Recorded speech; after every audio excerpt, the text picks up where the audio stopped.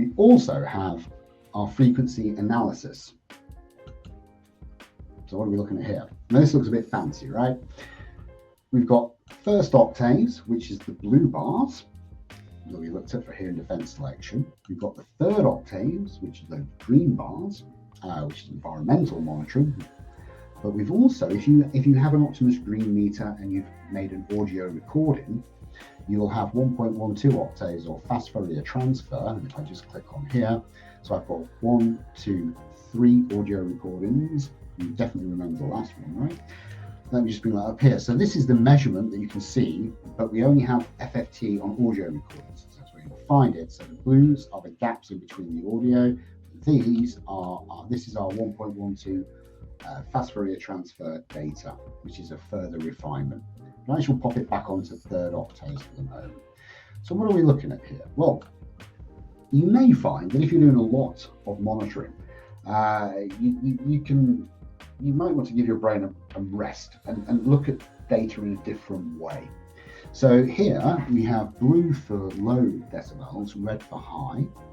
You can put your cursor anywhere over the map and you can say, okay, well, what happened in that particular frequency band at that time? So 15, 55, and 33 seconds, 250 hertz, you have a maximum level of 58.8 decibels. It's not so bad.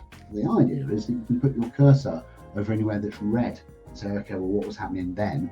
What frequency was the problem? You might find that easier to look at than those blue or green bars bouncing up and down as we saw on the previous tab. You can, if you prefer, put it onto bars. Now that might actually make it a little bit easier for you to pick out certain things. I have to leave it on surface just because I think it looks a bit cooler.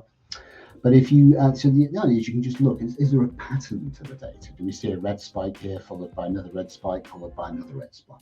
So just a way to give your brain and your eyes a bit of a change of scenery, for want of a better way of putting it.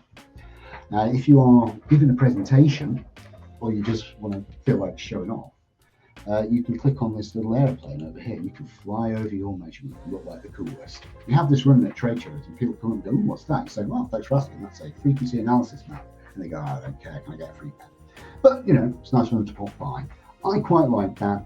I sometimes refer to it if I've been doing a lot of work, just to help me see if there's a pattern to the noise. And as you expect, you can drag your mouse, move it all around. It looks quite nice. Now, we always like for people to be able to create their own reports if they so wish. I mean, we've done some rather nice templates for you, but if you wish to do it yourself, you can do. So if you right click with your mouse, always right click, you can export the graphic and then you just include the graphic on its own in whatever report that you are producing. But the frequency flyover is quite a popular one.